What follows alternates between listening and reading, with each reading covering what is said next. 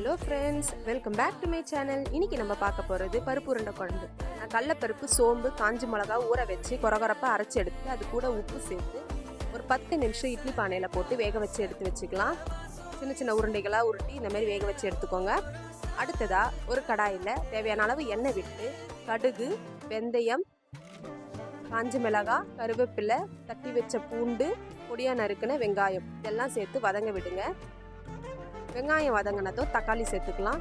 கூடவே உப்பு, காரத்துக்கு மிளகாய்த்தூள் இதெல்லாம் சேர்த்து நல்லா வதங்க விடுங்க. கொஞ்சமாக தண்ணி விட்டு நல்லா எண்ணெய் பிரிஞ்சு வர வரைக்கும் வேக விடுங்க. நல்லா வெந்துடுச்சு. இப்போ தேவையான அளவு தண்ணி ஊற்றிட்டு புளி தண்ணியை சேர்த்து ஊற்றிடுங்க. நல்லா கொதி வந்த பிறகு தேங்காய் பால்.